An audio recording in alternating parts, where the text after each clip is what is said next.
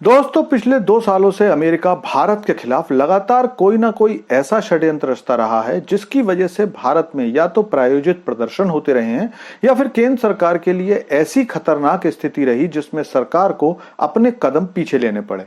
अब इसमें यह तो सही बात है कि अमेरिका भारत में एक मजबूत सरकार नहीं चाहता, क्योंकि मजबूत सरकार अमेरिकी हितों के लिए अच्छी नहीं है। लेकिन एक ऐसा भारतीय निर्णय जिसने पिछले 2 सालों में अमेरिका और यूरोप को सबसे ज्यादा परेशान किया है, वो है भारत का लगातार रूस से मजबूत दोस्ती रखना और रूस से सस्ते रेट पर कच्चा तेल खरीदना। अमेरिका के सारे षड्यंत्र भारत जिस दिन चाहे उस दिन खत्म कर सकता है। बस करना इतना है कि भारत अमेरिकी शर्तों को मानना शुरू कर दे और हर अमेरिकी बात पर यस सर कहना शुरू कर दे। लेकिन क्या भारत ऐसा कर रहा है या भारत ऐसा करेगा? तो भारत ने इस सवाल का जवाब केवल विदेश मंत्री जयशंकर द्वारा ही नहीं दिया, बल्कि अपने मजबूत एक्शन से भी दिया है। दरअसल खबर आ रही है कि तमाम यूरोपीय देशों के विरोध और धमकियों के बाद भी भारत ने पिछले महीने ही रूस से अब तक के इतिहास का सबसे ज्यादा तेल आयात किया है।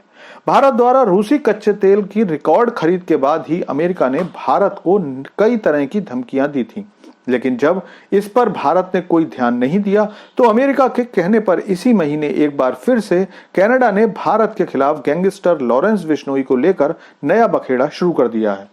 तो चलिए इस सारी खबर को जानते हैं और पता करते हैं कि आखिर भारत ने इस बार कितना तेल खरीद डाला कि कनाडा, जो 2-3 महीने से भारत के खिलाफ इक्का दुक्का बयान दे रहा था, अब खुलकर गृह मंत्री अमित शाह और एनएसए अजीत डोभाल को निज्जर की हत्या का दोषी बता रहा है। लेकिन इससे पहले आपसे रिक्वेस्ट है कि चैनल को सब्सक्राइब कर लीजिए और वीडियो को लाइक कर दीजिए, क्योंकि यहाँ आपको डिफेंस, फाइनेंस और फॉरेन पॉलिसी पर वीडियो रोज मिलते हैं। तो दोस्तों, अक्टूबर में अचानक से कनाडा के भारत सरकार के गृह मंत्री अमित शाह के लिए आए बयान ने पूरी दुनिया को हैरान कर दिया। उसके बाद भारत सरकार ने अपने 6 डिप्लोमेट्स को भारत बुलाने का कठोर निर्णय लिया। इस समय इस सारे घटनाक्रम को पहले हुए एपिसोड का ही एक हिस्सा माना जा रहा था, लेकिन अब कुछ एक्सपर्ट्स इस सारे मामले को अलग तरीके से देख रहे हैं। दरअसल अमेरिका और उसके सहयोगी देश भारत से लगातार ये कहते रहे हैं कि भारत को रूस से कच्चे तेल की खरीद को रोक देना चाहिए, क्योंकि इसकी वजह से रूसी अर्थव्यवस्था पर ऐसा कोई बुरा असर नहीं पड़ रहा जिसकी वजह से रूस पर यूक्रेन से लड़ाई खत्म करने का कोई दबाव पड़ सके। लेकिन भारत के नानुकुर करने के कारण और सितंबर की तेल खरीद देखकर इनके सारे प्लान फेल होने लगे हैं। दरअसल पश्चिम के मशहूर मीडिया राइटर्स में छपी खबर के अनुसार सितंबर में भारत ने अगस्त के मुकाबले लगभग 12% कच्चा तेल रूस से ज्यादा खरीदा है।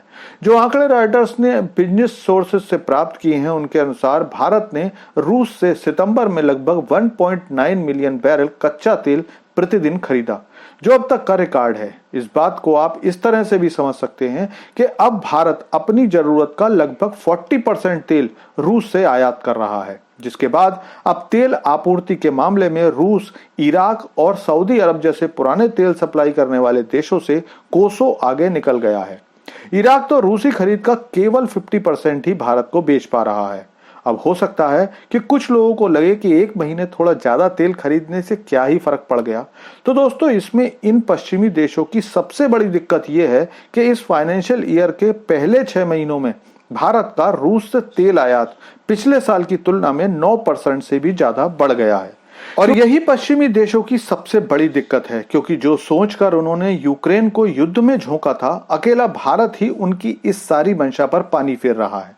और इसीलिए आप देखोगे कि पिछले 3 महीनों से भारत के पड़ोस में अस्थिरता पैदा की जा रही है, और उसका असर भी न पड़ते हुए देखकर एक ठंडे हो चुके मुद्दे यानी कि निज्जर की हत्या के मुद्दे को इस लेवल तक ले जाया गया कि अब भारत और कनाडा के संबंध लगभग समाप्त हो चुके हैं। लेकिन इस मुद्दे पर आपका क्या मानना है, कमेंट करके बताइए। Thanks for watching video.